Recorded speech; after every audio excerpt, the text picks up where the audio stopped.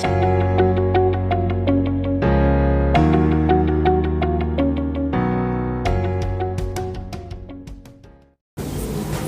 Everyone, welcome in the another video of GK 2020। आज की इस वीडियो में मैं महेश कुमार बर्णवाल के सार संग्रह पुस्तक के बायोलॉजी सेक्शन को कंप्लीट कवर करूंगा। इससे पहले मैंने ल्यूसेंट सिविक्स, मॉडर्न हिस्ट्री और जियोग्राफी का summarize one liner master video मैंने अपलोड कर दिया है। आप चाहें तो इन सभी वीडियो को चेक कर सकते हैं, लिंक मैंने डिस्क्रिप्शन में दे दिया है। इस प्रकार के वीडियो को बनाने का जो मुख्य मकसद है वो है कम समय में किसी भी चैप्टर को कंप्लीट रिवाइज करवाना, क्योंकि मैंने देखा है कि ज़्यादातर स्टूडेंट बुक्स तो बहुत सारी खरीद लेते हैं पर उनमें से किसी बुक्स को कंप्लीट कवर नहीं कर पाते हैं, ना ही उसे रिवाइज कर पाते हैं। और अगर आप उनमें से हैं तो यह वीडियो आपके लिए है, क्योंकि इस सीरीज़ में मैं उन सभी बुक्स को कवर कर रहा हूं जो एग्ज़ाम के लिए काफ़ी इम्पॉर्टेंट हैं और काफ़ी बेसिक्स बुक हैं, और उन सभी बुक्स के जितने भी समराइज टॉपिक हो सकते हैं उन सभी को मैं कवर कर रहा हूं, जो आपके बेसिक को मजबूत करने और आपके रिवीजन के लिए काफ़ी इम्पॉर्टेंट होगा। तो चलिए आज का बायोलॉजी का सेक्शन शुरू करते हैं। पहला क्वेश्चन है, जनसंख्या के आंकड़ों का अध्ययन क्या कहलाता है? आंसर होगा जनांकिकी, जिसे कि अंग्रेजी में डेमोग्राफी कहा जाता है। नेक्स्ट है, मृदा के वैज्ञानिक अध्ययन को क्या कहा जाता है? आंसर होगा पेडोलॉजी। मृदा यानी कि मिट्टी के अध्ययन, वैज्ञानिक अध्ययन को जो कहा जाता है वो पेडोलॉजी कहा जाता है। नेक्स्ट है, फूलों के अध्ययन को क्या कहा जाता है? आंसर होगा एंथ्रोलॉजी। फूलों का अध्ययन एंथ्रोलॉजी कहलाता है। नेक्स्ट है, कीटों का वैज्ञानिक अध्ययन क्या कहलाता है? आंसर होगा एंटोमोलॉजी। कीटों का जो वैज्ञानिक अध्ययन होता है उसे एंटोमोलॉजी कहा जाता है। नेक्स्ट है, अंगूर की खेती क्या कहलाती है? आंसर होगा विटीकल्चर। नेक्स्ट है, सब्जियों का अध्ययन क्या कहलाता है? आंसर होगा ओलेरीकल्चर। सब्जियों का जो अध्ययन कहलाता है वो ओलेरीकल्चर कहलाता है। नेक्स्ट है, अस्थियों का अध्ययन क्या कहलाता है? आंसर होगा ऑस्टियोलॉजी। अस्थियां मतलब हड्डियां, कभी कभी हड्डी भी दे दीजिएगा, तो हड्डियों का जो अध्ययन कहलाता है वो क्या कहलाता है? तो ऑस्टियोलॉजी। नेक्स्ट है, सर्पों का अध्ययन क्या कहलाता है? आंसर होगा सर्पेंटोलॉजी। सर्प यानी कि सांप, सांपों का जो अध्ययन होता है उसे सर्पेंटोलॉजी कहते हैं। नेक्स्ट है, मृदा रहित पौधों को उगाने की पद्धति क्या कहलाती है? आंसर होगा हाइड्रोपोनिक्स। मृदा रहित पौधे को उगाने की जो पद्धति होती है वो उसे हाइड्रोपोनिक्स कहते हैं। इस पद्धति में जो पौधा होता है उसे मृदा की जगह सिर्फ पानी में उगाया जाता है, और पानी में वो सभी जरूरी मिनरल्स और विटामिन मिलाए जाते हैं जो पौधे की वृद्धि के लिए आवश्यक होते हैं। नेक्स्ट है, वृद्धावस्था के विषय का अध्ययन क्या कहलाता है? आंसर होगा जेरेंटोलॉजी। वृद्धावस्था जो कि मनुष्य वृद्ध होता है तो उसके विषयों का अध्ययन कहलाता है जेरेंटोलॉजी। नेक्स्ट है, कवकों का अध्ययन क्या कहलाता है? आंसर होगा माइकोलॉजी। कवकों का अध्ययन माइकोलॉजी कहलाता है। ये सारे जो क्वेश्चन है बहुत ही इंपॉर्टेंट है, क्योंकि इस प्रकार के क्वेश्चन एग्जाम में बार बार पूछे जाते हैं, तो ध्यान से इसे देखिएगा। नेक्स्ट है, बीजों का वैज्ञानिक अध्ययन क्या कहलाता है? आंसर होगा स्पर्मालॉजी।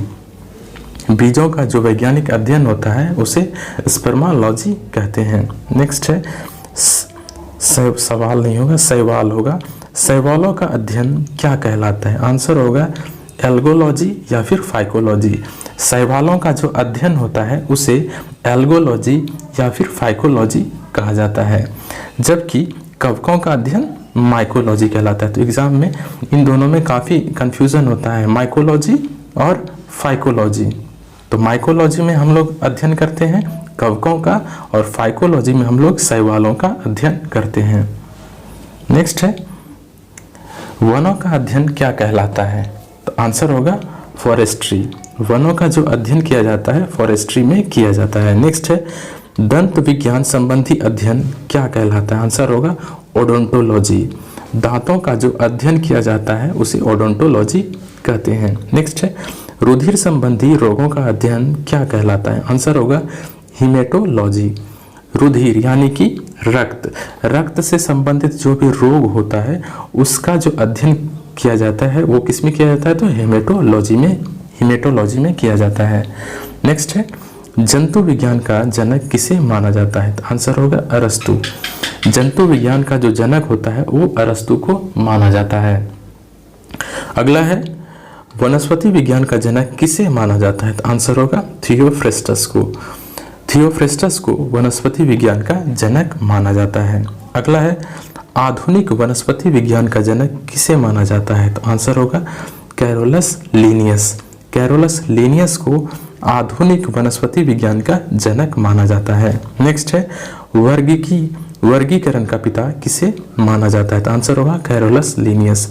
वर्गीकरण का जो पिता माना जाता है वो कैरोलस लीनियस को, और आधुनिक वनस्पति विज्ञान का जनक भी कैरोलस लीनियस को माना जाता है।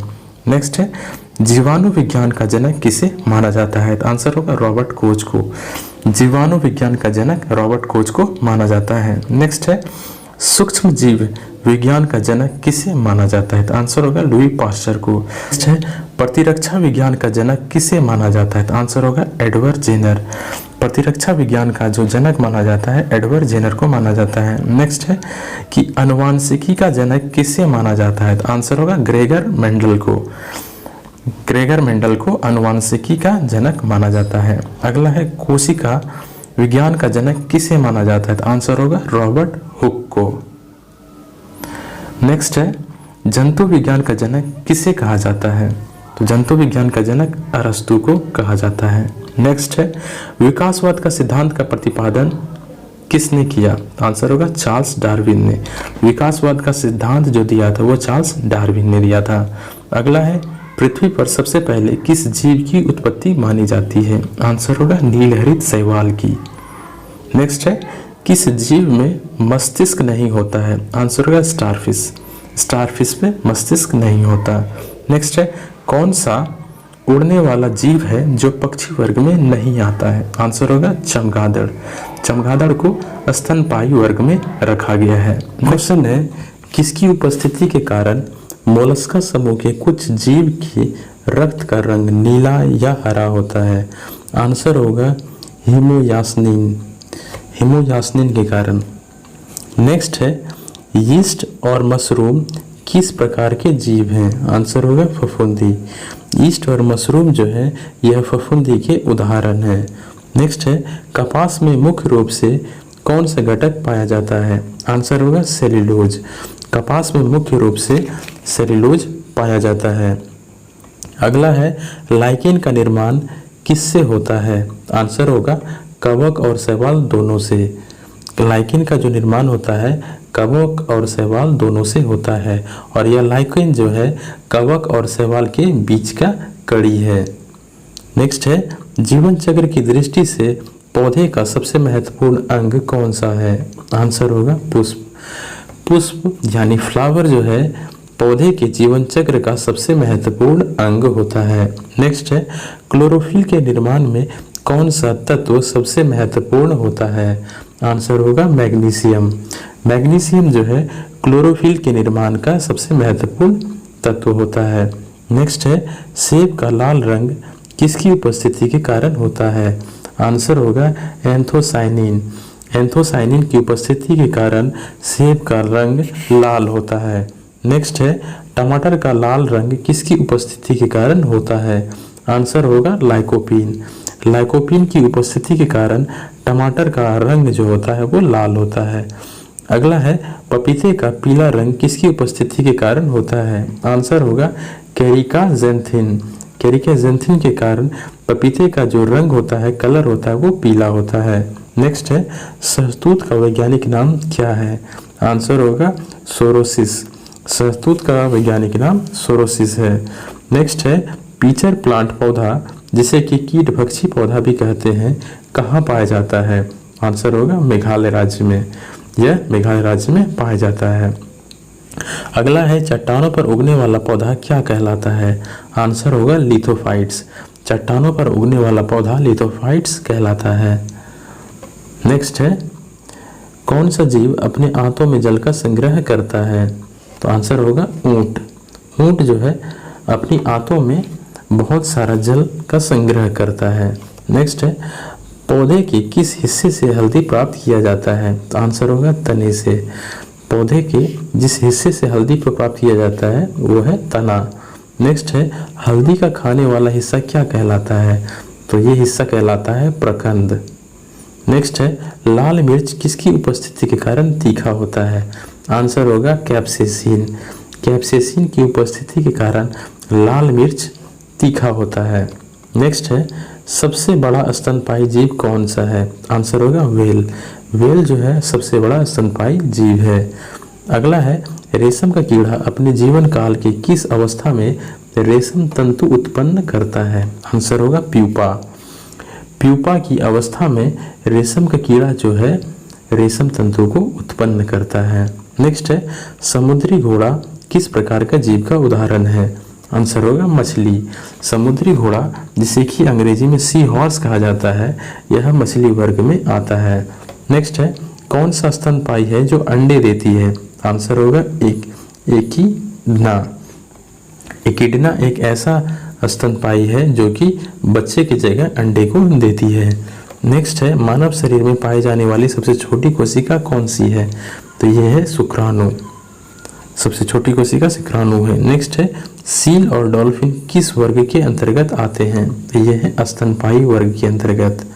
नेक्स्ट है, कॉर्क किस पेड़ से प्राप्त किया जाता है? तो ये प्राप्त किया जाता है क्वेकर्स से। कॉर्क जो है क्वेकर्स से प्राप्त किया जाता है। अगला है, लहसुन में गंध किसकी उपस्थिति के कारण होता है? तो लहसुन में गंध सल्फर की उपस्थिति के कारण होता है। नेक्स्ट है,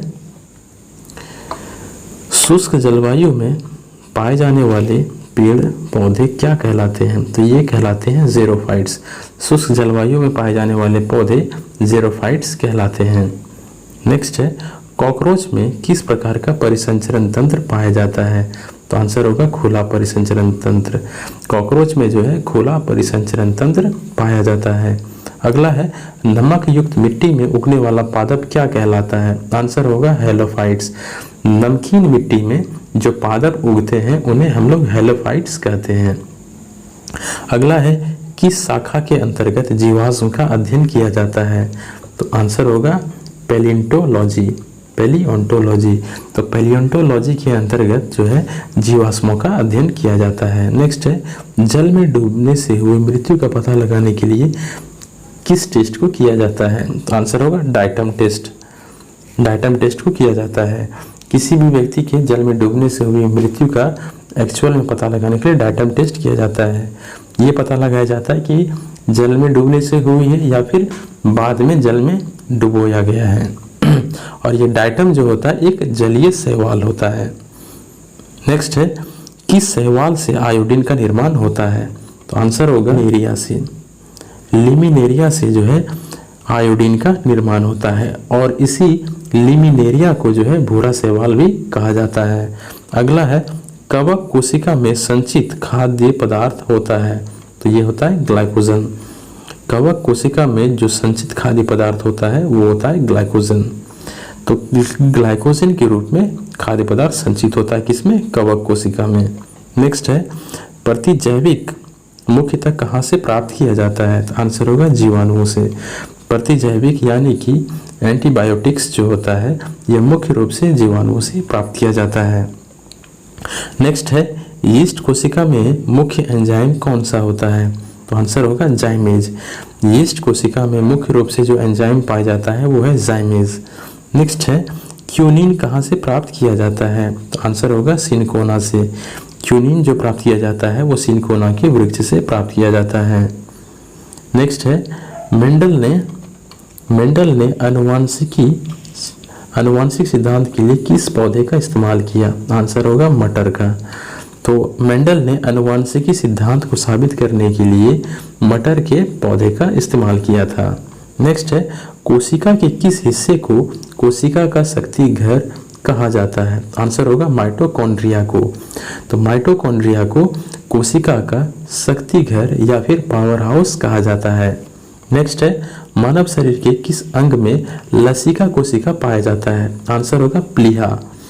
प्लीहा में लसिका कोशिका पाया जाता है और प्लीहा को आरबीसी का कब्र भी कहा जाता है। इसके अलावा ब्लड बैंक के नाम से भी प्लीहा को जाना जाता है। नेक्स्ट है, किस जीव में लिंग गुणसूत्र नहीं पाया जाता है? तो आंसर होगा छिपकली। छिपकली में लिंग गुणसूत्र नहीं पाया जाता है। इसका कहने का अर्थ यह है कि छिपकली में जो है लिंग के निर्धारण का जो कारक होता है वह छिपकली के जगह पे वहाँ के वातावरण को दिया जाता है। अगर किसी भी वातावरण का अगर वहाँ का वातावरण ठंडा होगा तो छिपकली से जो उत्पन्न बच्चे होंगे वो मादा होगी, और अगर वातावरण गर्म होगा तो उत्पन्न जो बच्चा होगा वो नर होगा। इसीलिए छिपकली के जो लिंग का निर्धारण होता है वह वहाँ के वातावरण से होता है, ना कि उनके गुणसूत्रों से। ठीक है। नेक्स्ट है, जंतु कोशिका में क्या अनुपस्थित होता है? आंसर होगा कोशिका भित्ति। जंतु कोशिका में कोशिका भित्ति जो होता है वो अनुपस्थित होता है, जबकि पादप कोशिका में यह कोशिका भित्ति उपस्थित होता है। पीट पिंड, जिसे कि इंग्लिश में कॉर्पस लेटम कहते हैं, यह किस अंग में पाया जाता है? तो आंसर होगा अंडाशय में। पीट पिंड या फिर कॉर्पस लेटम जो है अंडाशय में पाया जाता है। नेक्स्ट है, केंद्रक के अलावा डीएनए कोशिका के किस हिस्से में उपस्थित होता है? तो आंसर होगा हरित लवक और माइटोकॉन्ड्रिया में। नेक्स्ट है, किसे कोशिका का पाचक थैली कहा जाता है? तो आंसर होगा लाइसोसोम। लाइसोसोम को कोशिका की पाचक थैली कहा जाता है। नेक्स्ट है, मनुष्य के किस ऊतक में जन्म के बाद कोशिका विभाजन नहीं होता है? तो आंसर होगा तंत्रिका ऊतक। नेक्स्ट है, कोशिका के आकार में वृद्धि होना क्या कहलाता है? तो आंसर होगा हाइपरप्लासिया। नेक्स्ट है, जीन शब्द का प्रयोग सबसे पहले किसने किया? आंसर होगा जॉनसन ने। नेक्स्ट है, कौन सा कोशिका प्रोटीन संश्लेषण में सहायक होता है? आंसर होगा राइबोसोम। नेक्स्ट है, मानव शरीर में गुणसूत्रों की संख्या कितनी होती है? तो आंसर होगा 46। मानव शरीर में गुणसूत्रों की संख्या 46, और जब जोड़ों की संख्या पूछी जाए तो होगी 23। नेक्स्ट है, तत्व जो पौधों की कोशिका भित्ति की संरचना का घटक है वो है कैल्शियम। कैल्शियम जो है पौधे की कोशिका भित्ति की संरचना का मुख्य घटक होता है। नेक्स्ट है, किसे जीवन का भौतिक आधार माना जाता है? तो आंसर होगा जीव द्रव। जीव द्रव को जीवन का भौतिक आधार माना जाता है। अगला है, सबसे छोटी जीवित कोशिका कौन सी है? तो आंसर होगा माइकोप्लाज्मम। माइकोप्लाज्मा जो है वह सबसे छोटी जीवित कोशिका होती है। नेक्स्ट है, हरित लवक किस में पाया जाता है? तो आंसर होगा वनस्पति कोशिका में। हरित लवक जो है वनस्पति कोशिका में पाई जाती है, जबकि जंतु कोशिका में यह नहीं पाया जाता है। जंतु कोशिका में हरित लवक अनुपस्थित होता है। नेक्स्ट है, द्विनाम पद्धति के जन्मदाता कौन थे? तो आंसर होगा कैरोलस लीनियस। कैरोलस लीनियस द्विनाम पद्धति के जन्मदाता थे। अगला है, दो कोशिका के मध्य पदार्थ का आगमन किसके माध्यम से होता है? तो आंसर होगा जीव द्रव। जीव द्रव के माध्यम से दो कोशिकाओं के मध्य पदार्थ का आगमन होता है। नेक्स्ट है, रंध्र जिसे कि स्टोमाटा कहते हैं किसकी उपस्थिति से खुलता है? तो आंसर होगा कैल्शियम। कैल्शियम जब स्टोमाटा में इकट्ठा होता है तो उस समय यह खुलता है। नेक्स्ट है, कोशिका के किस अंग को ट्रैफिक पुलिस की संज्ञा दी गई है? तो आंसर होगा गोल्जी काय। गोल्जी काय को कोशिका के ट्रैफिक पुलिस की संज्ञा दी गई है। नेक्स्ट है, प्लाज्मा झिल्ली किसका बना होता है? आंसर होगा लाइकोप्रोटीन। प्लाज्मा जो झिल्ली होती है वो लाइकोप्रोटीन की बनी होती है। नेक्स्ट है, प्लाज्मा का मेम्ब्रेन मॉडल किसने दिया? आंसर होगा रॉबर्टसन। प्लाज्मा का जो मेम्ब्रेन मॉडल है वो रॉबर्टसन ने दिया था। नेक्स्ट है, विश्व का सबसे बड़ा कोशिका किस जीव का है? आंसर होगा शुतुरमुर्ग। विश्व का सबसे बड़ी जो कोशिका है वो शुतुरमुर्ग की होती है। नेक्स्ट है, मानव शरीर की सबसे छोटी कोशिका कौन सी है? आंसर होगा ग्रेन्यूल सेल, और यह जो ग्रेन्यूल सेल है ये सेरिबेलम का हिस्सा है। नेक्स्ट है, मानव शरीर की सबसे बड़ी कोशिका कौन सी है? आंसर होगा अंडाणु। अंडाणु जो है मानव शरीर की सबसे बड़ी कोशिका है। नेक्स्ट है, मानव शरीर की सबसे लंबी कोशिका कौन सी है? आंसर होगा न्यूरॉन्स। मानव शरीर की सबसे लंबी कोशिका जो है वो न्यूरॉन्स होती है। नेक्स्ट है, निषेचन की क्रिया कहाँ संपन्न होती है? आंसर होगा अंडवाहिनी में, अंडवाहिनी में। नेक्स्ट है, शरीर में ऊतकों का निर्माण किस पोषक तत्व से होता है? तो आंसर होगा प्रोटीन। शरीर में जो ऊतक होते हैं उनका निर्माण जो होता है वो प्रोटीन से होता है। नेक्स्ट है, विटामिन ए का मुख्य स्रोत क्या है? तो आंसर होगा दूध है। लार किसके पाचक में सहायक होता है? तो आंसर होगा स्टार्च। लार जो है स्टार्च के पाचन में सहायक होता है। नेक्स्ट है, किस पोषक तत्व की कमी से शरीर का विकास धीमा हो जाता है? तो आंसर होगा प्रोटीन। प्रोटीन की कमी से शरीर का जो विकास होता है वो धीमा पड़ जाता है। नेक्स्ट है, किस खाद्य पदार्थ में प्रोटीन और वसा की प्रचुरता पाई जाती है? तो आंसर होगा मूंगफली। मूंगफली में जो है प्रोटीन और वसा की प्रचुरता पाई जाती है। नेक्स्ट है, किस विटामिन को हार्मोन माना जाता है? तो विटामिन डी को एक हार्मोन माना जाता है। अगला है, कौन सा एंजाइम प्रोटीन के पाचन में सहायक होता है? आंसर होगा ट्रिप्सिन। ट्रिप्सिन जो है ये एक ऐसा एंजाइम है जो प्रोटीन के पाचन में सहायक होता है। अगला है, अलसी जिसे कि तीसी भी कहा जाता है, इसमें किसकी प्रचुरता पाई जाती है? यह किसका प्रचुर स्रोत है? तो यह है ओमेगा 3 का। अलसी जो है ओमेगा 3 का जो है प्रचुर स्रोत है। इसके अलावा फिश ऑयल, मछली का तेल जो है ओमेगा 3, और इसके अलावा वॉलनट जिसे कि अखरोट कहते हैं ये भी ओमेगा 3 का प्रचुर स्रोत है। नेक्स्ट है, मानव शरीर में पाचन की अधिकांश क्रिया कहाँ संपन्न होती है? तो आंसर होगा छोटी आंत में। मानव शरीर की जो अधिकांश पाचन क्रिया संपन्न होती है वो छोटी आंत में संपन्न होती है। नेक्स्ट है, दूध किस बैक्टीरिया के कारण खराब होता है? तो आंसर होगा लैक्टोबैसिलस। दूध जो है लैक्टोबैसिलस के कारण खराब होता है। नेक्स्ट है, पालक के पत्ते में किस पोषक तत्व की अधिकता होती है? तो आंसर होगा लोहा। पालक के पत्ते में लोहे की अधिकता होती है। कौन सा एंजाइम दूध प्रोटीन के पचाने में सहायक होता है? आंसर होगा रेनिन। रेनिन एंजाइम जो है दूध के प्रोटीन के पाचन में सहायक होता है। अगला है, मानव शरीर में विटामिन ए कहाँ भंडारित होता है? आंसर होगा यकृत। विटामिन ए जो है मानव शरीर में यकृत में इकट्ठा होता है। नेक्स्ट है, जीवित पदार्थ का 80% हिस्सा किस चीज़ का बना होता है? तो आंसर होगा प्रोटीन। जीवित पदार्थ का 80% हिस्सा जो होता है वो प्रोटीन का बना होता है। अगला है, सेब किसका अच्छा स्रोत है? तो आंसर होगा पोटेशियम। सेब जो है पोटेशियम का बहुत ही अच्छा स्रोत है। अगला है, प्रोटीन की सर्वाधिक मात्रा किस में पाई जाती है? तो आंसर होगा सोयाबीन। प्रोटीन की सर्वाधिक जो मात्रा होती है वो सोयाबीन में पाई जाती है। अगला है, अल्फा कैरोटीन प्रोटीन शरीर के किस अंग में पाया जाता है? तो आंसर होगा त्वचा में। अल्फा कैरोटीन प्रोटीन जो है वो त्वचा में पाया जाता है। अगला है, किसकी उपस्थिति के कारण गाय के दूध का रंग पीला होता है? आंसर होगा कैरोटीन। कैरोटीन के कारण गाय के दूध का रंग जो होता है वो पीला होता है। नेक्स्ट है, दूध का सफ़ेद रंग किसकी उपस्थिति के कारण होता है? तो आंसर होगा कैसीन।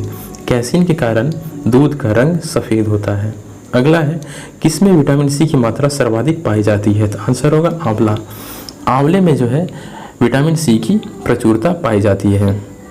नेक्स्ट है, विटामिन डी का प्रमुख स्रोत क्या है? तो आंसर होगा सूर्य की रोशनी। सूर्य की रोशनी जो है विटामिन डी का एक अच्छा और सस्ता स्रोत है।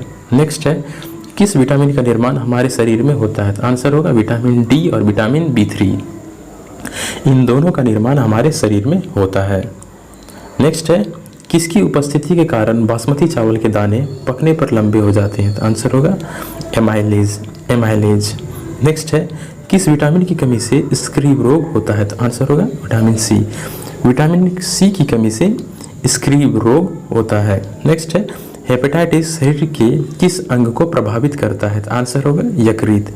हेपेटाइटिस जो रोग है यह यकृत यानी लीवर की बीमारी है। नेक्स्ट है, प्रोथ्रोम्बिन के संश्लेषण में किस विटामिन की भूमिका होती है? तो आंसर होगा विटामिन के। प्रोथ्रोम्बिन के संश्लेषण में विटामिन के बहुत ही महत्वपूर्ण रोल प्ले करता है। नेक्स्ट है, पौधे में कार्बोहाइड्रेट का संचय किस रूप में होता है? तो आंसर होगा स्टार्च के रूप में। पौधे में जो है कार्बोहाइड्रेट वो स्टार्च के रूप में संचित होता है। नेक्स्ट है, जंतुओं में जो है कार्बोहाइड्रेट का संचय किस रूप में होता है? तो आंसर होगा ग्लाइकोजन के रूप में। तो जितने भी जंतु हैं या चाहे वो जानवर हो या फिर इंसान, उनमें कार्बोहाइड्रेट जो होता है वह ग्लाइकोजन के रूप में संचित होता है। नेक्स्ट है, फंक ने किस पोषक तत्व की खोज की? तो आंसर होगा विटामिन की। फंक ने विटामिन की खोज की थी। नेक्स्ट है, मनुष्य में विटामिन ए की कमी से कौन सा रोग होता है? आंसर होगा रतौंधी। मनुष्य में विटामिन ए की कमी से रतौंधी होती है। नेक्स्ट है, खट्टे फलों में कौन सा विटामिन पाया जाता है? तो आंसर होगा विटामिन सी। खट्टे फलों में विटामिन सी पाया जाता है। नेक्स्ट है, घाव को भरने में कौन सा विटामिन सहायक होता है? तो आंसर होगा विटामिन सी। घाव के भरने में जो है विटामिन सी काफ़ी हेल्पफुल होता है, काफ़ी सहायक होता है। नेक्स्ट है, किलोसिस रोग किस विटामिन की कमी से होता है? आंसर होगा विटामिन B2। किलोसिस रोग जो होता है यह विटामिन B2 की कमी से होता है। नेक्स्ट है, थायमिन किसका रासायनिक रूप है? आंसर होगा विटामिन B1। थायमिन जो है B1 का रासायनिक रूप है। नेक्स्ट है, जल में कौन सा विटामिन घुलनशील होता है? आंसर होगा विटामिन बी और सी। विटामिन बी और सी जो है यह जल में घुलनशील विटामिन है। नेक्स्ट है, प्लेगरा रोग किस विटामिन की कमी से होता है? आंसर होगा विटामिन B3। प्लेगरा रोग जो है यह विटामिन B3 की कमी से होने वाला रोग है। अगला है कि विटामिन डी का रासायनिक नाम क्या है? आंसर होगा कैल्सीफेरॉल। विटामिन डी का रासायनिक नाम कैल्सीफेरॉल है। अगला है, विटामिन डी की कमी से कौन सा रोग होता है? आंसर होगा रिकेट्स। विटामिन डी की कमी से रिकेट्स नामक रोग होता है। अगला है, रक्त का थक्का बनाने में किस विटामिन की आवश्यकता होती है? आंसर होगा विटामिन के। रक्त को थक्का बनाने के लिए विटामिन के की आवश्यकता होती है।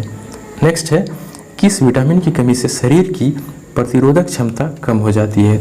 आंसर होगा विटामिन सी। अगर शरीर में विटामिन सी की कमी हो जाए तो प्रतिरोधक क्षमता जो होती है, इम्यूनिटी पावर, वो कम हो जाती है। अगला है, किस विटामिन को संक्रामक रोधी विटामिन कहते हैं? आंसर होगा विटामिन ए। विटामिन ए को संक्रमण रोधी विटामिन कहा जाता है। नेक्स्ट है, किस विटामिन में कोबाल्ट पाया जाता है? आंसर होगा विटामिन B12। विटामिन B12 में कोबाल्ट पाया जाता है। अगला है, अनाज के छिलके में कौन सा विटामिन पाया जाता है? आंसर होगा विटामिन B1। अनाज के छिलके में विटामिन B1 पाया जाता है और B1 का रासायनिक नाम जो है वो थायमिन है। नेक्स्ट है, रक्त स्कंदन में किस खनिज तत्व की आवश्यकता होती है? आंसर होगा कैल्शियम। रक्त के स्कंदन में कैल्शियम और विटामिन के की आवश्यकता पड़ती है। नेक्स्ट है, दांतों में कौन सा खनिज तत्व पाया जाता है? आंसर होगा कैल्शियम और फास्फोरस। दांतों में जो है कैल्शियम और फास्फोरस खनिज पाया जाता है। नेक्स्ट है, गंधक किसके निर्माण का मुख्य घटक है? आंसर होगा प्रोटीन और एमिनो अम्ल का। गंधक जो है प्रोटीन और एमिनो अम्ल के निर्माण का एक महत्वपूर्ण घटक है। नेक्स्ट है, क्लोरीन किसके निर्माण का मुख्य घटक है? आंसर होगा जठर रस। जठर रस के निर्माण में क्लोरीन सबसे महत्वपूर्ण घटक होता है और जठर रस से ही हमें HCl प्राप्त होता है। HCl प्राप्त होता है जो कि हमारे द्वारा खाए गए भोजन में जो उपस्थित कीटाणु होता है उसे मारता है। नेक्स्ट है, शरीर में क्लोरीन की कमी से क्या होता है? तो शरीर में क्लोरीन की कमी से पेशियों में ऐंठन और भूख की कमी होती है। नेक्स्ट है, सोडियम और पोटेशियम की कमी से कौन सा रोग होता है? तो आंसर होगा रक्तदाब, निम्न रक्तदाब की जो है बीमारी हो जाती है। अगर शरीर में पोटेशियम या सोडियम की अधिकता या कमी हो जाए तो हमें रक्तदाब नामक समस्या हो सकती है, चाहे वो उच्च रक्तदाब हो या फिर निम्न रक्तदाब। अगर सोडियम की मात्रा ज़्यादा हो जाए तो उच्च रक्तदाब की जो है समस्या उत्पन्न हो जाती है। नेक्स्ट है, मैग्नीशियम की कमी से कौन सा अंग प्रभावित होता है? तो आंसर होगा तंत्रिका तंत्र। मैग्नीशियम की कमी से हमारा तंत्रिका तंत्र जो है वो काफ़ी प्रभावित होता है। अगला है, कोबाल्ट की कमी से कौन सा रोग होता है? तो आंसर होगा एनीमिया। कोबाल्ट की कमी से जो है एनीमिया नामक रोग होता है, एनीमिया। नेक्स्ट है, आयोडीन किस हार्मोन का महत्वपूर्ण घटक है? आंसर होगा थायरोक्सिन। आयोडीन जो है थायरोक्सिन का एक महत्वपूर्ण घटक है और इसी थायरोक्सिन जो है ग्लैंड इसके ठीक से काम न करने पर हमें गलकैंड या फिर घेंघा रोग होता है। नेक्स्ट है, आयोडीन की कमी से कौन सा रोग होता है? तो आंसर होगा घेंघा रोग। अगला है, किस खनिज तत्व की कमी से रक्त वाहिनियां कमजोर हो जाती है? तो आंसर होगा कॉपर। कॉपर की कमी से रक्त वाहिनी जो होता है वो कमजोर हो जाती है। अगला है फ्लोरोसिस रोग किस तत्व की कमी से होता है? तो आंसर होगा फ्लोरीन।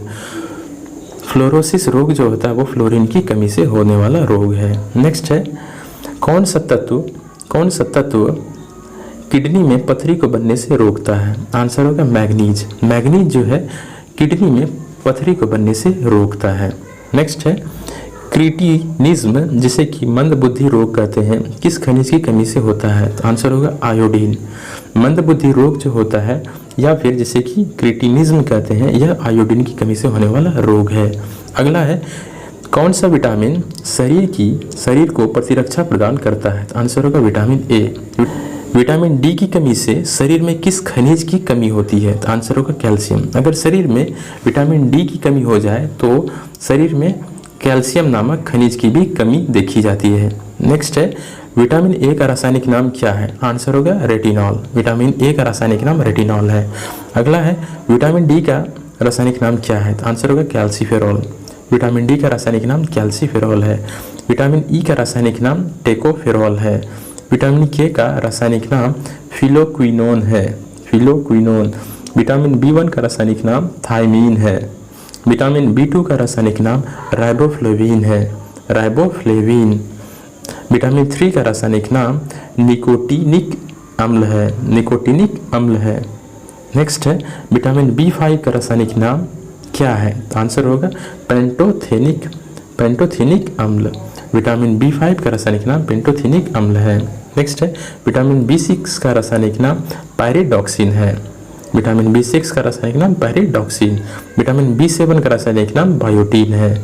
नेक्स्ट है विटामिन बी9 का रासायनिक नाम फॉलिक अम्ल है। विटामिन बी9 का रासायनिक नाम फॉलिक अम्ल है। नेक्स्ट है विटामिन बी12 का रासायनिक नाम साइनोकोबालमिन है। साइनोकोबालमिन। नेक्स्ट है विटामिन सी का रासायनिक नाम स्कर्बिक एसिड है। विटामिन सी का रासायनिक नाम स्कर्बिक एसिड है। विटामिन बी1 की कमी से कौन सा रोग होता है? तो आंसर होगा बेरीबेरी। विटामिन बी1 की कमी से बेरीबेरी नामक रोग होता है। नेक्स्ट है विटामिन बी2 की कमी से कौन सा रोग होता है? तो आंसर होगा किलोसिस। विटामिन बी2 की कमी से किलोसिस नामक रोग होता है। नेक्स्ट है विटामिन बी3 की कमी से कौन सा रोग होता है? तो आंसर होगा पेलेग्रा। विटामिन बी3 की कमी से पेलेग्रा नामक रोग होता है। नेक्स्ट है विटामिन सी की कमी से कौन सा रोग होता है? आंसर होगा स्क्रीव। विटामिन सी की कमी से स्क्रीव रोग होता है। नेक्स्ट है प्रोथ्रोम्बिन के निर्माण में कौन सा विटामिन सहायक होता है? तो आंसर होगा विटामिन के। प्रोथ्रोम्बिन के निर्माण में विटामिन के काफ़ी सहायक होता है। अगला है पादप में किसके माध्यम से जल का परिवहन होता है? आंसर होगा जाइलम। पादपों में जल का जो परिवहन होता है एक जगह से दूसरे जगह पहुंचाना यह जाइलम के माध्यम से होता है। नेक्स्ट है पादपों में किसके माध्यम से भोजन का परिवहन होता है? तो आंसर होगा फ्लोएम। फ्लोएम के माध्यम से पत्तियों में जो बने भोजन होते हैं, फूड होते हैं, उसे सभी जगह पहुंचाया जाता है। तो ये फ्लोएम के द्वारा फूड यानी भोजन को पहुंचाया जाता है और जाइलम के द्वारा जल यानी कि वाटर को पहुंचाया जाता है। नेक्स्ट है बीज किसके अभाव में अंकुरित हो सकते हैं? तो ये बीज जो है प्रकाश के अभाव में अंकुरित हो सकता है। नेक्स्ट है प्रकाश संश्लेषण की दर सबसे कम किस रंग में होती है? तो आंसर होगा नीला। प्रकाश संश्लेषण की दर जो होता है वो सबसे कम नीले रंग में होती है। नेक्स्ट है प्रकाश संश्लेषण की दर सबसे अधिक किस रंग में होती है? तो आंसर होगा लाल। लाल प्रकाश में सबसे अधिक, नीले में सबसे कम। नेक्स्ट है नाइट्रोजन द्वारा नाइट्रेट को वायुमंडलीय नाइट्रोजन में बदलने की प्रक्रिया क्या कहलाती है? आंसर होगा विनाइट्रीकरण। विनाइट्रीकरण के माध्यम से जो नाइट्रेट है उसे वायुमंडल में नाइट्रोजन के रूप में बदला जाता है। तो ये जो जीवाणु होता है जो कि खास तौर पे जितने भी लेग्यूम्स होते हैं, दालें होती हैं, उनकी जड़ों में पाए जाने वाला जो जीवाणु जो है यह विनाइट्रीकरण प्रक्रिया के माध्यम से नाइट्रेट को नाइट्रोजन में बदलती है। नेक्स्ट है किस क्रिया में सौर ऊर्जा रासायनिक ऊर्जा में परिवर्तित होती है? तो आंसर होगा प्रकाश संश्लेषण। प्रकाश संश्लेषण की क्रिया में सौर ऊर्जा रासायनिक ऊर्जा में परिवर्तित होती है। अगला है पौधे में कौन सा हार्मोन वृद्धि रोधक का काम करता है? तो आंसर होगा इथाइलिन। इथाइलिन जो है यह पौधे के वृद्धि रोधक हार्मोन के रूप में काम करता है, मतलब पौधों की जो वृद्धि होती है उसे रोकने का काम करता है। अगला है प्रकाश संश्लेषण की क्रिया पौधे के किस कोशिका में होती है? तो आंसर होगा क्लोरोप्लास्ट में। प्रकाश संश्लेषण की क्रिया जो होती है वो क्लोरोप्लास्ट में होती है। नेक्स्ट है किस प्रकार की फसल मिट्टी को अतिरिक्त नाइट्रोजन प्रदान करती है? तो आंसर होगा मटर या फिर दलहन। दलहनी फसल जो होता है यह मिट्टी को अतिरिक्त नाइट्रोजन प्रदान करती है। नेक्स्ट है कौन सा तत्व पौधे के विकास के लिए आवश्यक नहीं होता है? आंसर होगा सोडियम। सोडियम जो है किसी भी पौधे के विकास के लिए आवश्यक नहीं होता है। नेक्स्ट है अफीम पौधे के किस भाग से प्राप्त किया जाता है? तो आंसर होगा फूल। अफीम जो प्राप्त किया जाता है यह फूलों से प्राप्त किया जाता है। नेक्स्ट है कॉफ़ी पौधे के किस हिस्से से प्राप्त किया जाता है? तो आंसर होगा बीजों से। कॉफ़ी जो है यह बीजों से प्राप्त किया जाने वाला हिस्सा है। नेक्स्ट है किस पौधे को हर्बल भारतीय डॉक्टर कहा जाता है? आंसर होगा आंवले। आंवले को जो है हर्बल भारतीय डॉक्टर कहा जाता है। आंवले में बहुत सारे एंटीऑक्सीडेंट और भरपूर मात्रा में विटामिन सी होता है जिसमें बहुत सारे रोगों को ठीक करने की ताकत होती है, इसलिए इसे हर्बल भारतीय डॉक्टर की संज्ञा दी गई है। नेक्स्ट है रेशम के कीट का पालन किस पेड़ पर किया जाता है? तो आंसर होगा शहतूत। नेक्स्ट है कौन वायु प्रदूषण का सूचक होता है? तो यह है लाइकेन।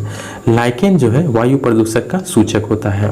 अगर वायु में SO2 की मात्रा बढ़ जाए तो यही लाइकेन जो है एक अलग प्रकार का रंग प्रकट करता है जो कि वायु प्रदूषण का सूचक होता है। नेक्स्ट है बरगद की शाखाओं से निकलने वाली जड़ को क्या कहा जाता है?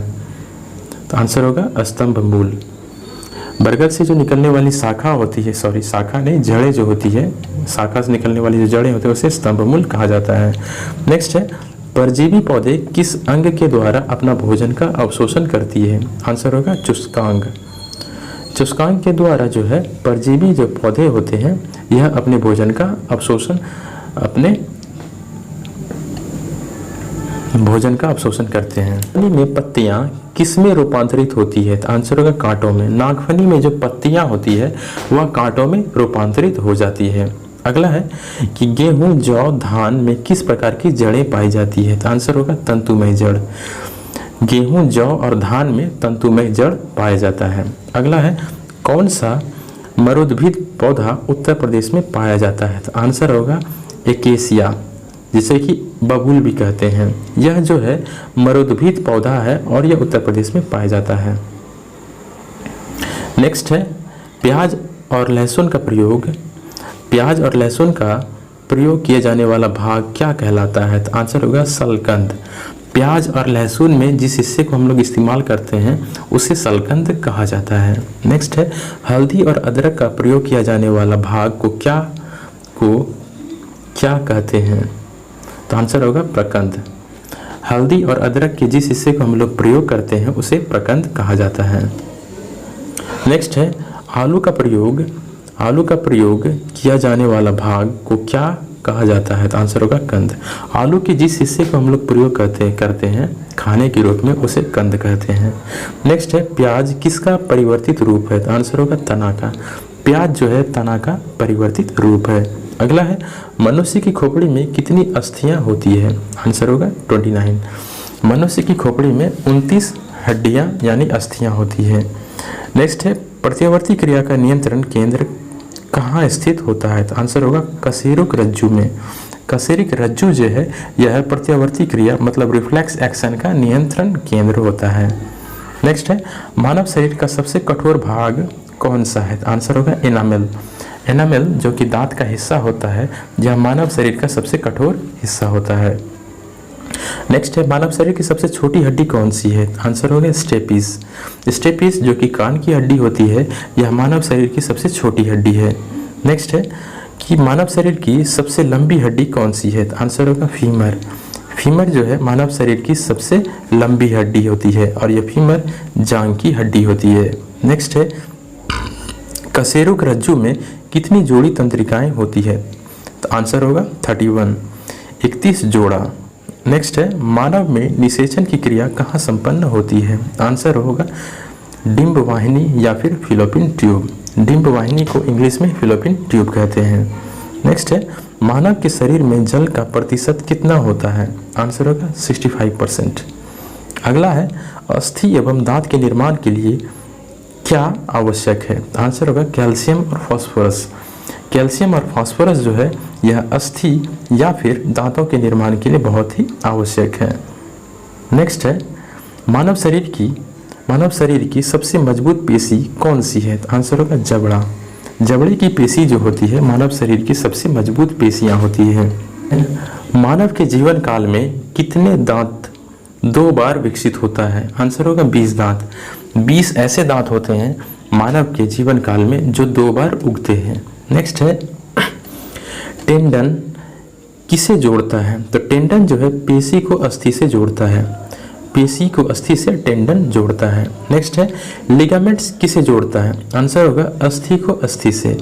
हड्डी को हड्डी से लिगामेंट्स जोड़ता है। नेक्स्ट है टेंडन और लिगामेंट्स किस प्रकार के उत्तक हैं? आंसर होगा संयोजी उत्तक।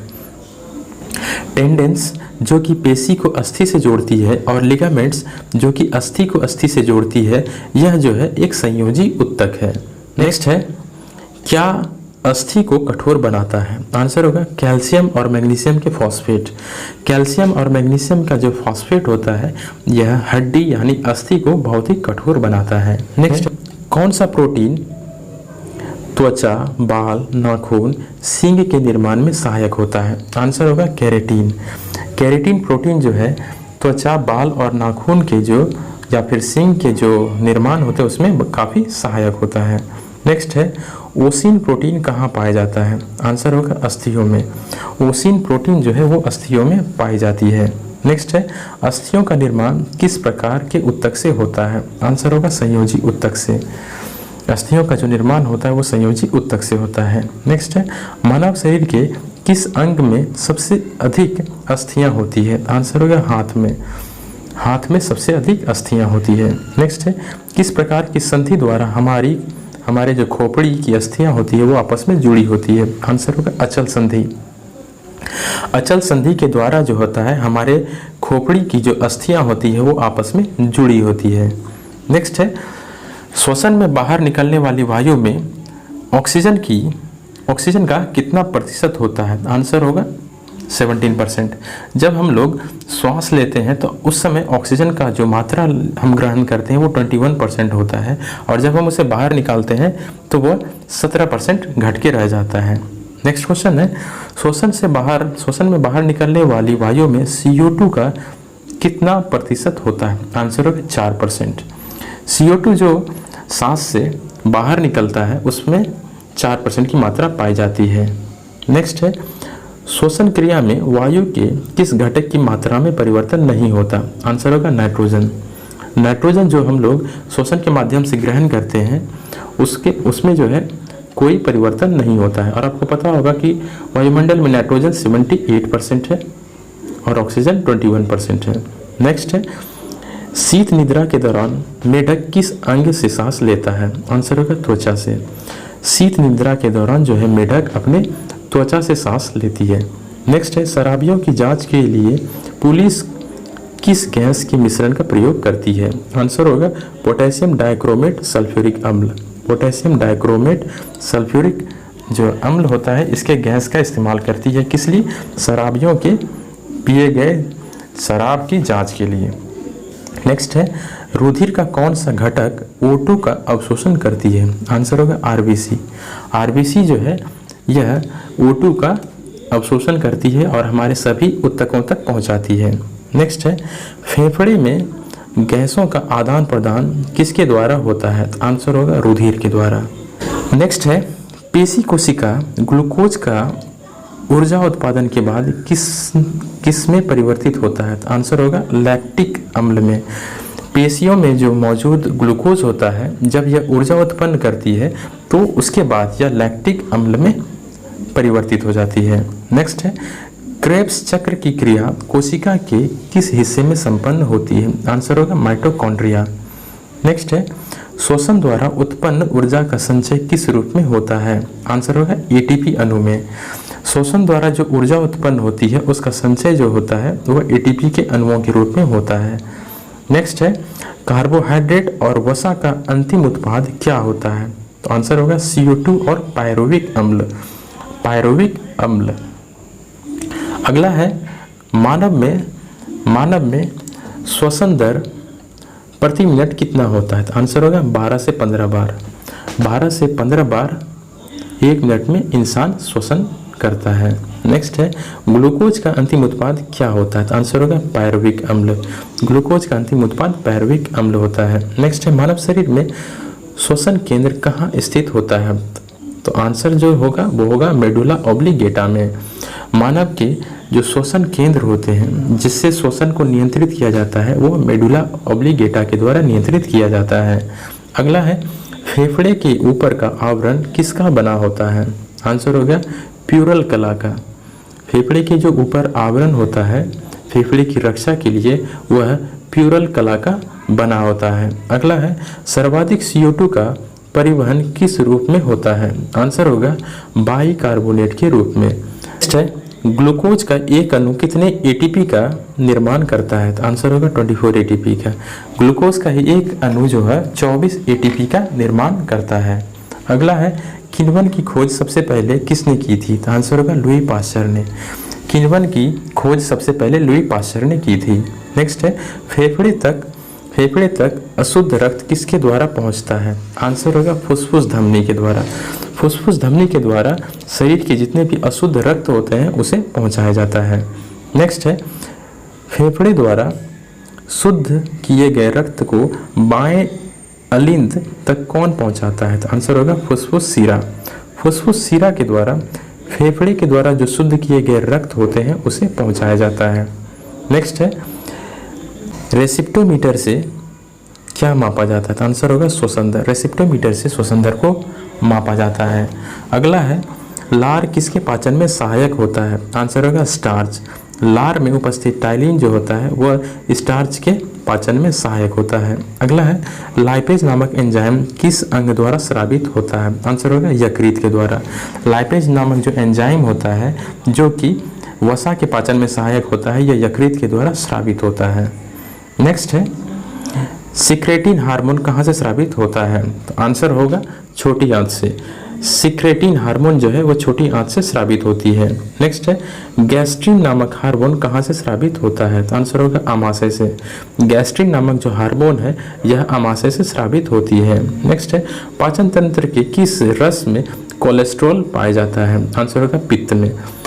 कोलेस्ट्रॉल जो है वो पित्त में पाया जाता है। अगला है कार्बोहाइड्रेट शरीर में किस रूप में संग्रहित होता है? आंसर होगा ग्लाइकोजन के रूप में।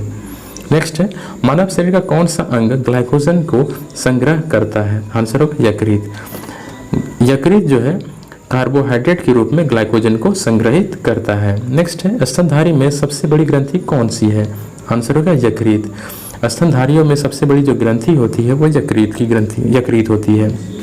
नेक्स्ट है मानव शरीर की दूसरी सबसे बड़ी ग्रंथि कौन सी है? तो आंसर होगा अग्नाशय।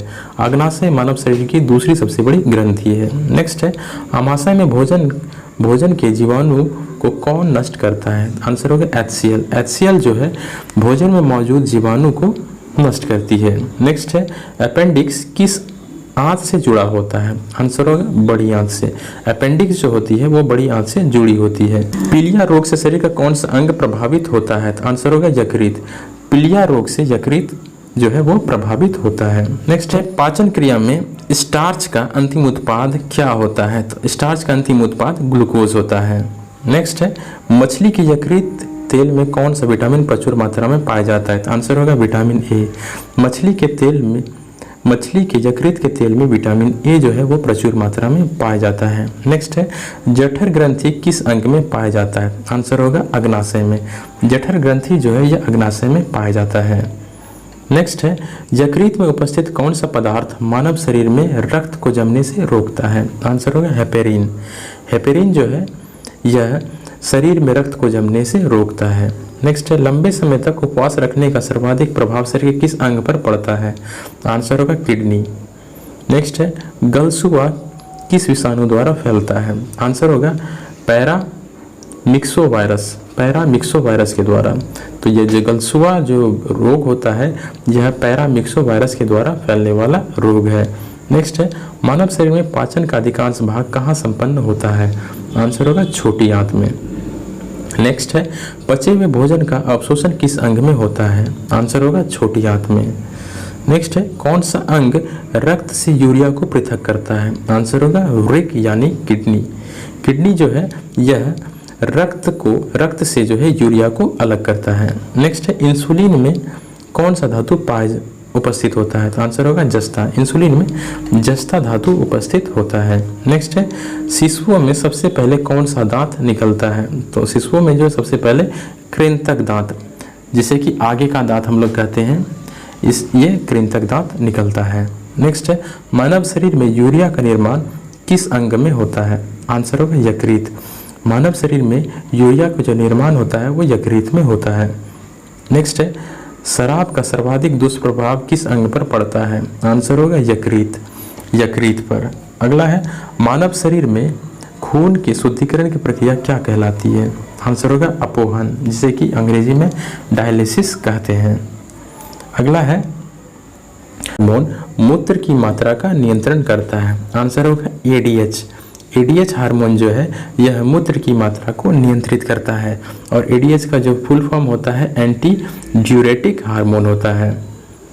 नेक्स्ट है, गुर्दे की कार्यात्मक इकाई क्या है? आंसर होगा नेफ्रॉन्स। नेफ्रॉन जो है गुर्दे की कार्यात्मक इकाई है। अगला है, नाखून में कौन सा प्रोटीन पाया जाता है? आंसर होगा कीरेटिन। नाखून में जो होता है कीरेटिन नामक प्रोटीन पाया जाता है। अगला है, वृक्क में पथरी बनने का प्रमुख कारण क्या है? आंसर होगा कैल्शियम ऑक्सलेट, कैल्शियम फॉस्फेट और यूरिक अम्ल। ये सभी जो है किडनी में पथरी के बनने का प्रमुख कारण है। इनमें सबसे ज़्यादा महत्वपूर्ण कारण है कैल्शियम ऑक्सलेट। नेक्स्ट है, मूत्र में यूरोक्रोम किसके अपघटन से होता है? आंसर होगा हीमोग्लोबिन। हीमोग्लोबिन के अपघटन के कारण ही जो होता है मूत्र का रंग वो थोड़ा पीला होता है। तो याद रखिएगा, मूत्र में यूरोक्रोम जो होता है यह हीमोग्लोबिन का अपघटक है। अगला है, वृक्क के चारों ओर पाए जाने वाले आवरण को क्या कहा जाता है? आंसर होगा पेरिटोनियम, पेरिटोनियम, पेरिटोनियम। नेक्स्ट है, किस बीमारी में मूत्र के साथ रक्त आता है? आंसर होगा हीमोटूरिया, हीमोटूरिया। याद रखिएगा, मूत्र के साथ अगर रक्त आता है तो इस बीमारी को हीमोटूरिया कहा जाता है। नेक्स्ट है, शरीर का कौन सा हिस्सा अमोनिया को यूरिया में परिवर्तित करता है? आंसर होगा। नेक्स्ट है, जलीय प्राणी क्या उत्सर्जित करता है? आंसर होगा अमोनिया। जलीय प्राणी जो है यह अमोनिया को उत्सर्जित करता है। नेक्स्ट है, गठिया रोग का प्रमुख कारण क्या है? आंसर होगा यूरिक एसिड। गठिया रोग का प्रमुख कारण जो है वो यूरिक एसिड होता है। अगला है, मानव शरीर की प्रत्यावर्ती क्रिया का केंद्र कहाँ स्थित होता है? आंसर होगा मेडुला ऑब्लिगेटा में। मेडुला ऑब्लिगेटा जो है यह प्रत्यावर्ती क्रिया का केंद्र होता है। नेक्स्ट है, शरीर में प्रत्यावर्ती क्रिया का समन्वय कौन करता है? आंसर होगा मेरुरज्जु। मेरुरज्जु जो है यह प्रत्यावर्ती क्रिया का समन्वय करता है। अगला है कि प्रत्यावर्ती क्रिया की खोज सबसे पहले किसने की? आंसर होगा मार्शल हॉल ने। प्रत्यावर्ती क्रिया की सबसे पहले खोज जो की थी वो मार्शल हॉल ने की थी। नेक्स्ट है, मानव मस्तिष्क का सबसे बड़ा हिस्सा कौन सा है? आंसर होगा सेरिब्रम। सेरिब्रम जो है मानव मस्तिष्क का सबसे बड़ा हिस्सा है। नेक्स्ट है, हिस्सा बुद्धि और तर्क का केंद्र है। आंसर होगा सेरिब्रम। सेरिब्रम जो है यह मस्तिष्क का वह हिस्सा है जो बुद्धि और तर्क का केंद्र होता है। नेक्स्ट है, सुई चुभोने पर किस अंग में पीड़ा का अनुभव नहीं होता है? तो आंसर होगा मस्तिष्क। नेक्स्ट है, मनुष्य का मस्तिष्क कितने भागों में विभाजित होता है? आंसर होगा 3 भागों में। मनुष्य का जो मस्तिष्क होता है वो 3 भागों में विभाजित होता है। नेक्स्ट है, मांसपेशियों के रेशे में आवेग संचरण के लिए किस पदार्थ की आवश्यकता होती है? आंसर होगा सोडियम। सोडियम की आवश्यकता होती है। अगला है मानव शरीर का कौन सा भाग अल्जाइमर रोग से प्रभावित होता है? आंसर होगा मस्तिष्क। नेक्स्ट है जैविक घड़ी मानव शरीर के किस अंग में स्थित होता है? आंसर होगा हाइपोथैलेमस। जैविक घड़ी जो होता है वो हाइपोथैलेमस में स्थित होता है। नेक्स्ट है मानव शरीर में भूख मस्तिष्क के किस भाग द्वारा नियंत्रित होता है? आंसर होगा हाइपोथैलेमस। भूख जो है हाइपोथैलेमस के द्वारा नियंत्रित होता है। नेक्स्ट है शरीर के किस अंग को ऑक्सीजन की सर्वाधिक आवश्यकता होती है? आंसर होगा मस्तिष्क। मस्तिष्क को ऑक्सीजन की सर्वाधिक आवश्यकता होती है। मनुष्य में मेरु तंत्रिका की संख्या कितनी होती है? तो आंसर होगा 31 जोड़ा। मनुष्य की मेरु रज्जु में जो है तंत्रिका होती है उसकी संख्या 31 होती है, 31 जोड़ी तंत्रिकाएं होती है। नेक्स्ट है मनुष्य में कपालीय तंत्रिका की संख्या कितनी होती है? आंसर होगा 12 जोड़ी। कपालीय तंत्रिका की संख्या 12 जोड़ी होती है। अगला है तंत्रिका तंत्र का विकास सबसे पहले किस जीव में माना जाता है? आंसर होगा हाइड्रा में। नेक्स्ट है कम नींद आना को चिकित्सा क्षेत्र में क्या कहा जाता है? तो आंसर होगा अनिद्रा। नेक्स्ट है हृदय गति के नियंत्रण के लिए किस उपकरण का इस्तेमाल किया जाता है? आंसर होगा पेसमेकर। हृदय नियंत्रण के लिए पेसमेकर का इस्तेमाल किया जाता है। अगला है हृदय में विकार का पता लगाने के लिए किस उपकरण का इस्तेमाल किया जाता है? आंसर होगा इलेक्ट्रोकार्डियोग्राफ का। EEG इलेक्ट्रोकार्डियोग्राफ का इस्तेमाल किया जाता है हृदय के विकार का पता लगाने के लिए। नेक्स्ट है शरीर में असमानता को पता लगाने के लिए किसका उपयोग किया जाता है? आंसर होगा CT स्कैन। शरीर में किसी प्रकार की असमानता या फिर खराबी है तो उसका पता लगाने के लिए CT स्कैन को किया जाता है। अगला है किस रक्त समूह के व्यक्ति को सर्वदाता कहा जाता है? तो आंसर होगा O समूह के। O ब्लड ग्रुप के जो व्यक्ति होते हैं उन्हें सर्वदाता मतलब कि वह किसी को भी डोनर यूनिवर्सल डोनर कहा जाता है, वह किसी को भी रक्तदान कर सकता है। नेक्स्ट है मानव रक्त में हीमोग्लोबिन का प्रमुख कार्य क्या है? आंसर होगा ऑक्सीजन का परिवहन। मानव रक्त में जो हीमोग्लोबिन होता है उसका प्रमुख कार्य होता है ऑक्सीजन का पूरे शरीर में परिवहन करना। नेक्स्ट है रक्त समूह का खोज किसने की? आंसर होगा लैंड स्टीनर ने। रक्त समूह की खोज लैंड स्टीनर ने की थी। नेक्स्ट है RH कारक का नाम किस जंतु से संबंधित है? आंसर होगा बंदर से। RH फैक्टर जो होता है यह बंदर से संबंधित है। नेक्स्ट है किस रक्त समूह के व्यक्ति को सर्वग्राही कहा जाता है? आंसर होगा AB समूह के। AB ग्रुप के जो समूह के व्यक्ति होते हैं उन्हें सर्वग्राही मतलब यूनिवर्सल रिसेप्टर कहा जाता है, जिन्हें कि किसी भी प्रकार का रक्त दान या फिर किसी प्रकार रक्त चढ़ाया जा सकता है। नेक्स्ट है कौन सी रक्त कोशिका संक्रमण से बचाती है? आंसर होगा श्वेत रक्त कणिका। ये श्वेत रक्त कणिका जो होती है यह हमें किसी भी प्रकार के संक्रमण से बचाती है। अगला है रुधिर के जमने में किस खनिज की आवश्यकता होती है? तो आंसर होगा कैल्शियम। रुधिर के जमने में कैल्शियम और आपका विटामिन जो काम आता है वो होता है विटामिन K। नेक्स्ट है लाल रक्त कणिका शरीर के किस अंग में नष्ट होती है? तो आंसर होगा प्लीहा में। RBC जो होती है वह प्लीहा में नष्ट होती है, इसलिए RBC का कब्र प्लीहा को कहा जाता है। अगला है मनुष्य का औसत रक्तचाप कितना होता है? आंसर होगा 120/80। मनुष्य का औसत रक्तचाप जो होता है वो 120/80 होता है। नेक्स्ट है दिल का दौरा पड़ने के पहले घंटे को किस नाम से जाना जाता है? तो आंसर होगा गोल्डन आवर। अगर किसी को दिल का दौरा पड़ा है तो उसका जो फर्स्ट आवर होता है दौरा पड़ने के पहला घंटा तो उसे गोल्डन आवर के नाम से जाना जाता है, क्योंकि इसी दौरान उसकी जान को बचाया जा सकता है। नेक्स्ट है रक्त में अत्यधिक श्वेत रक्त कणिका की उपस्थिति से कौन सा रोग होता है? तो आंसर होगा ल्यूकेमिया, जिसे कि रक्त कैंसर कहते हैं। अगला है इंसुलिन का मुख्य कार्य क्या होता है? आंसर होगा रक्त में शर्करा की मात्रा का नियंत्रण। रक्त में शर्करा की मात्रा को नियंत्रित करता है। तो कौन नियंत्रित करता है? ये इंसुलिन। नेक्स्ट है रक्त में ग्लूकोज का स्तर किस में व्यक्त किया जाता है? तो आंसर होगा मिलीग्राम पर डेसीलीटर। मिलीग्राम पर डेसीलीटर। तो एग्जाम में क्वेश्चन पूछा गया था ये एक बार। नेक्स्ट है जैविक प्रक्रिया को तेज करने में कौन सा पदार्थ उत्तरदायी होता है? आंसर होगा एंजाइम। एंजाइम्स जो है यह किसी भी जैविक प्रक्रिया जो होती है उसे तेज कर देती है। अगला है आरबीसी का निर्माण कहाँ होता है? आंसर होगा अस्थि मज्जा में। आरबीसी का जो निर्माण होता है वो अस्थि मज्जा में होता है। अगला है कि प्लाज्मा में जल का प्रतिशत कितना होता है? आंसर होगा 90। प्लाज्मा में जल का जो परसेंटेज होता है वो 90% होता है। नेक्स्ट है स्टार्च के जल अपघटन से कौन सा एंजाइम बनता है? आंसर होगा एमाइलेज। स्टार्च के जल अपघटन से एमाइलेज बनता है। नेक्स्ट है हृदय की धड़कन नियंत्रण के लिए क्या आवश्यक है? आंसर होगा सोडियम। हृदय की धड़कन को नियंत्रित करने के लिए सोडियम काफ़ी आवश्यक होता है। नेक्स्ट है एंजाइम एक प्रकार का क्या है? तो एंजाइम जो है एक प्रकार का जैविक उत्प्रेरक है। नेक्स्ट है रक्त को हृदय तक पहुंचाने वाली धमनी क्या कहलाती है? आंसर होगा कोरोनरी धमनी। जो धमनी रक्त को हृदय तक पहुंचाती है उसे कोरोनरी धमनी कहते हैं। नेक्स्ट है रक्तदाब का नियंत्रण किस ग्रंथि के द्वारा होता है? आंसर होगा अधिवृक्क ग्रंथि के द्वारा। रक्तदाब यानी ब्लड प्रेशर का जो नियंत्रण होता है वो अधिवृक्क ग्रंथि के द्वारा होता है। नेक्स्ट है एनीमिया रोग किस पोषक पदार्थ की कमी के कारण होता है? ये होगा फॉलिक एसिड। एनीमिया जो रोग होता है ये फॉलिक एसिड पदार्थ के कमी के कारण होता है। नेक्स्ट है मानव शरीर की सबसे लंबी सिरा कौन सी है? आंसर होगा ग्रेट सेफिनस सिरा।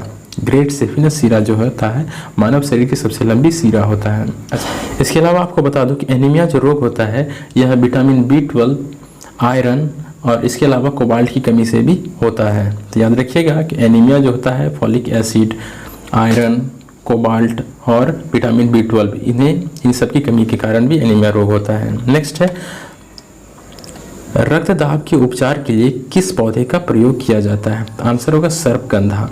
रक्तदाब के उपचार के लिए सर्पगंधा पौधे का इस्तेमाल किया जाता है। नेक्स्ट है रिसेरपिन नामक जो औषधि है इसका प्रयोग किस लिए किया जाता है? आंसर होगा उच्च रक्तदाब कम करने के लिए। रिसेरपिन जो नामक औषधि है यह उच्च रक्तदाब को कम करने में उपयोगी हो। नेक्स्ट है मानव शरीर की सबसे बड़ी धमनी कौन सी है? तो आंसर होगा महाधमनी।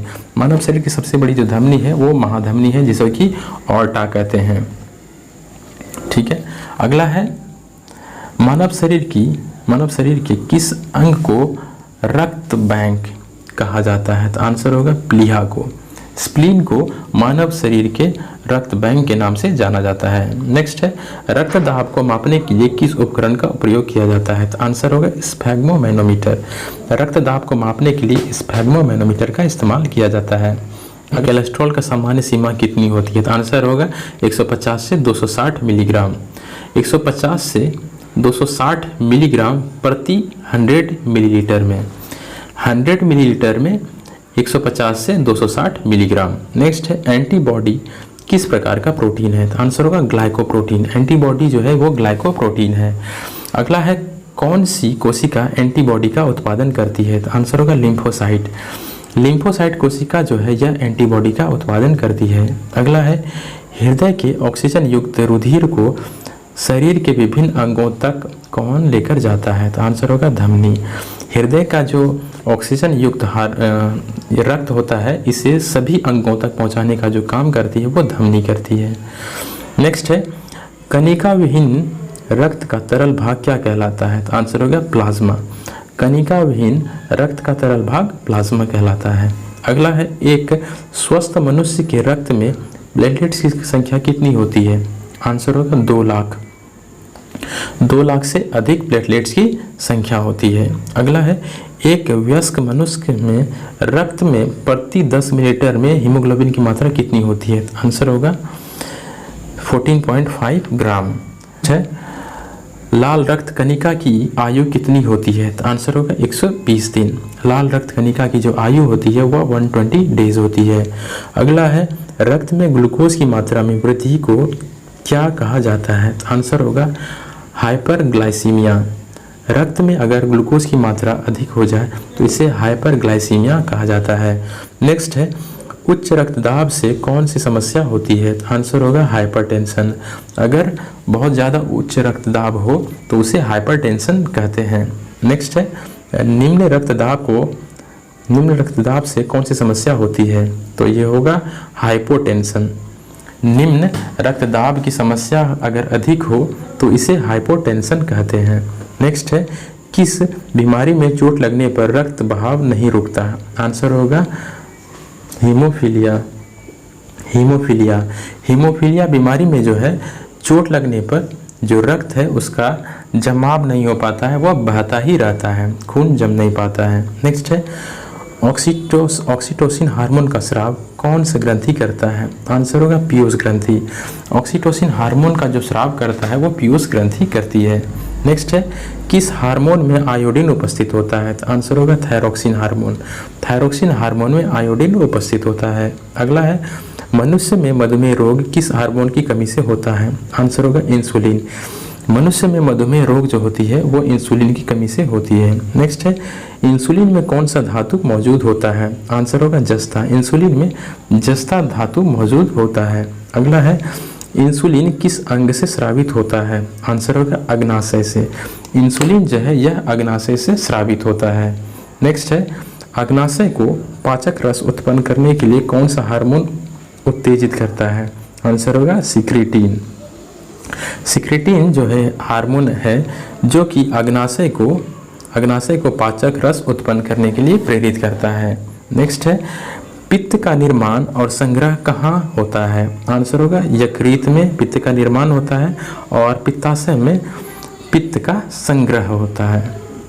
नेक्स्ट है, किस हार्मोन को लड़ो और उड़ो हार्मोन के नाम से जाना जाता है? तो आंसर होगा एड्रीनेलिन। एड्रीनेलिन हार्मोन को लड़ो और उड़ो हार्मोन के नाम से जाना जाता है। अगला है, किस हार्मोन के स्राव से हृदय गति बढ़ जाती है? आंसर होगा एड्रीनेलिन। एड्रीनेलिन की मात्रा अगर बढ़ जाए तो हृदय गति बढ़ जाती है। नेक्स्ट है, पीयूष ग्रंथि किस अंग में पाया जाता है? आंसर होगा मस्तिष्क। पीयूष ग्रंथि जो है यह मस्तिष्क में पाया जाता है। नेक्स्ट है, मानव शरीर में सबसे छोटी अंतःस्रावी ग्रंथि कौन सी है? तो आंसर होगा पीयूष ग्रंथि। मानव शरीर की सबसे छोटी अंतःस्रावी ग्रंथि जो है ये पीयूष ग्रंथि है, जिसे कि मास्टर ग्रंथि के नाम से भी जाना जाता है। नेक्स्ट है, किस ग्रंथि को मास्टर ग्रंथि कहा जाता है? तो पीयूष ग्रंथि को। अगला है, मानव शरीर में सबसे बड़ी अंतःस्रावी ग्रंथि कौन सी है? तो आंसर होगा थायराइड। थायराइड जो है यह सबसे बड़ी अंतःस्रावी ग्रंथि है। अगला है, कौन सा हार्मोन सोने और जगने के चक्र को नियंत्रित करता है? तो आंसर होगा मेलाटोनिन।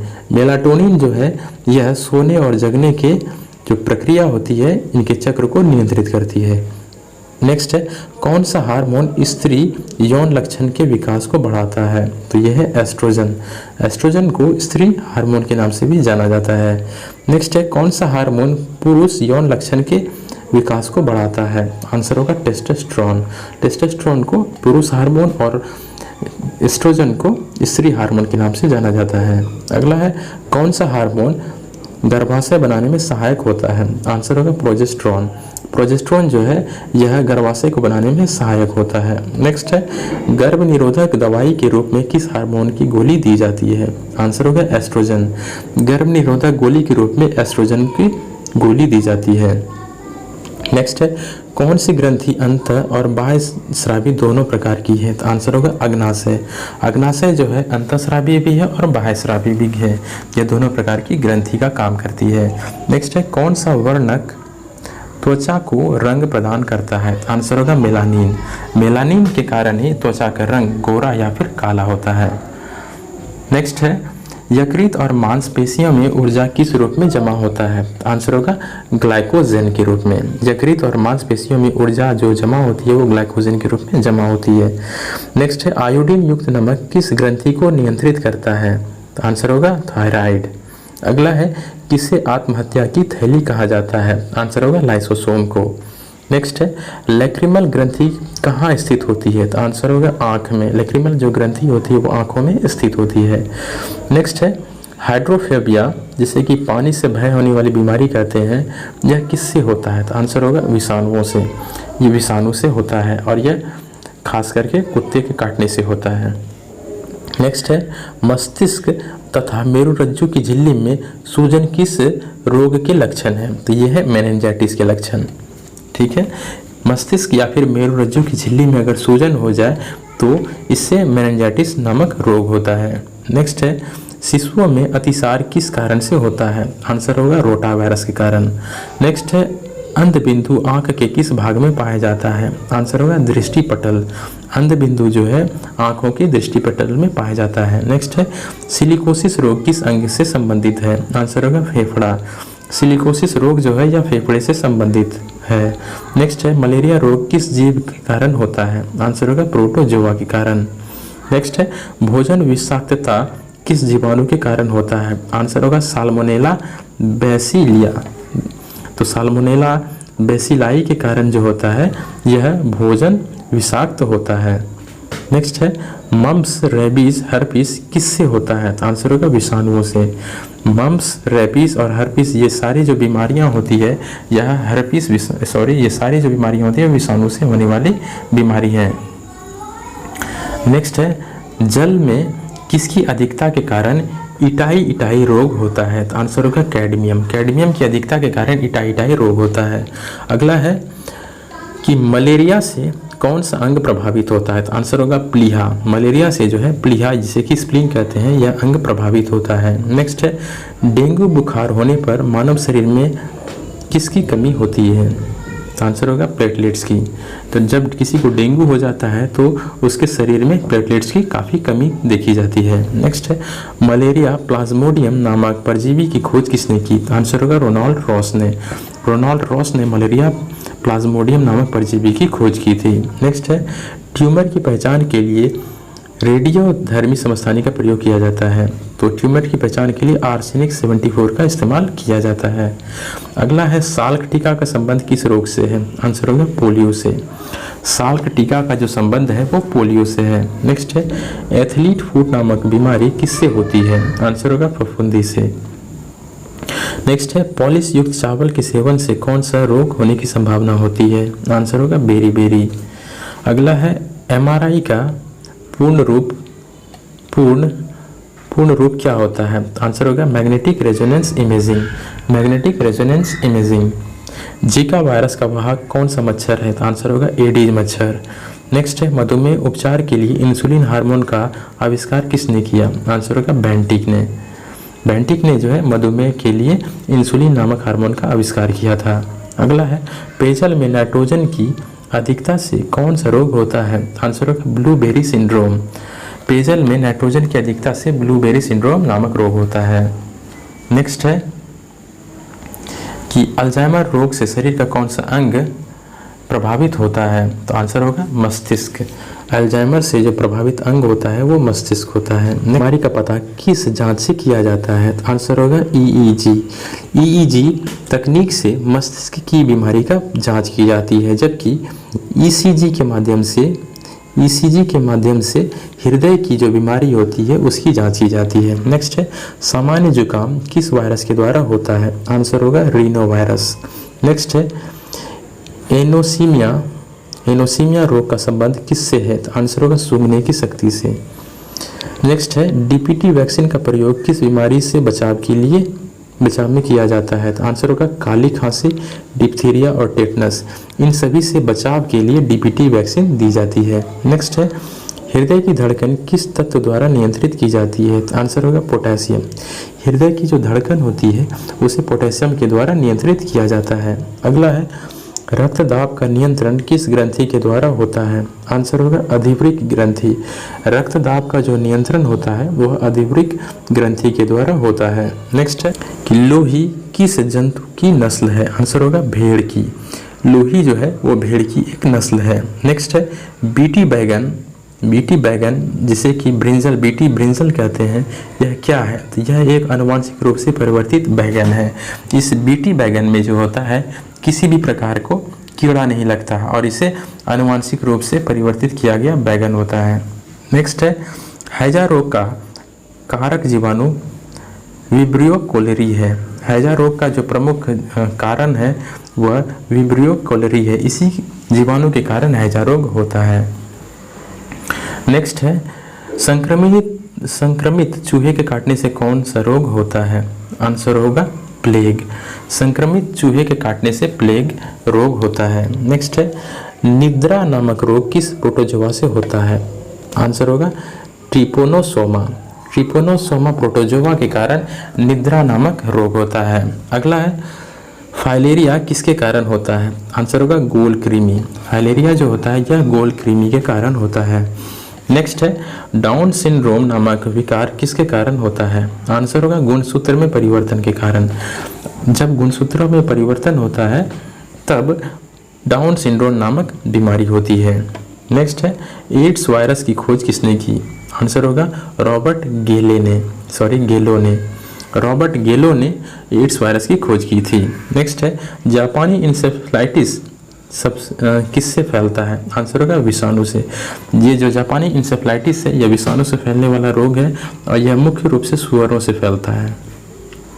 नेक्स्ट है एलिसा परीक्षण किस रोग की पहचान के लिए किया जाता है? आंसर होगा एड्स। एड्स की पहचान के लिए एलिसा टेस्ट किया जाता है। नेक्स्ट है थैलीसीमिया रोग में शरीर किसका संश्लेषण की क्षमता नहीं रखता है? आंसर होगा हीमोग्लोबिन। जब किसी को थैलीसीमिया रोग होता है तो उसका शरीर जो होता है हीमोग्लोबिन के निर्माण में सक्षम नहीं हो पाता है। नेक्स्ट है एफ्लाटॉक्सिन से कौन सा अंग प्रभावित होता है? आंसर होगा यकृत। एफ्लाटॉक्सिन से जो प्रभावित अंग होता है वो होता है यकृत। अगला है ब्राइटस रोग से शरीर का कौन सा अंग प्रभावित होता है? आंसर होगा गुर्दा। ब्राइटस रोग से जो शरीर का अंग प्रभावित होता है वह गुर्दा होता है। नेक्स्ट है सिलिकोसिस रोग किस अंग से संबंधित है? आंसर होगा फेफड़ा।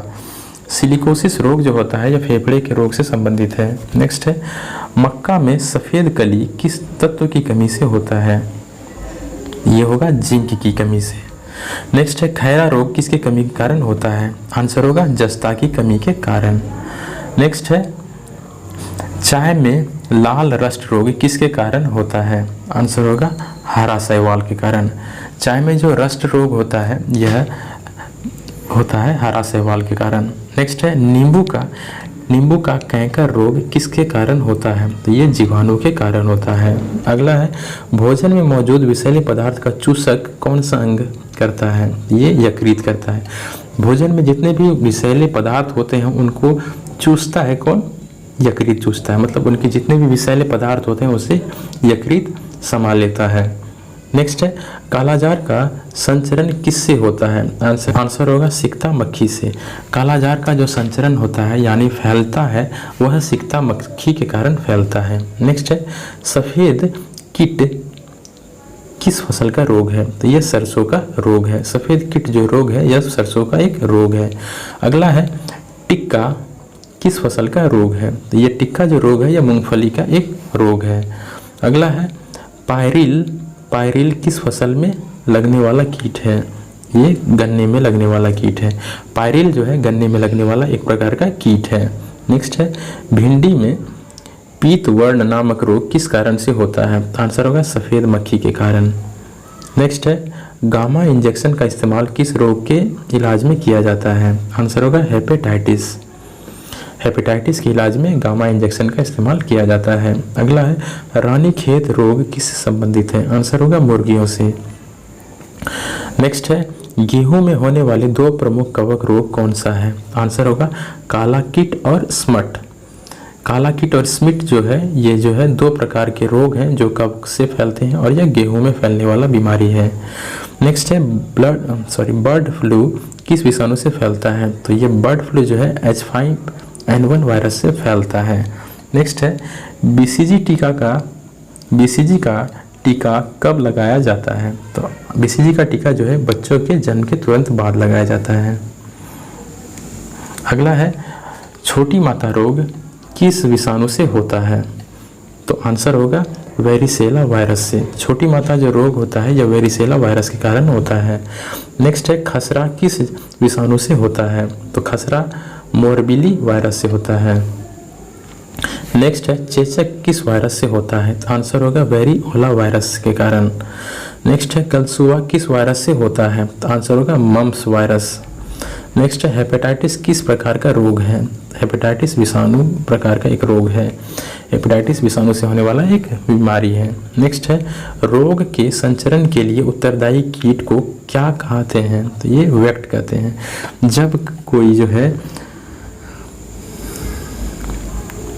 जब कोई कीट रोग का संचार करता है या फैलाता है तो उस कीट को जो है वेक्ट कहते हैं।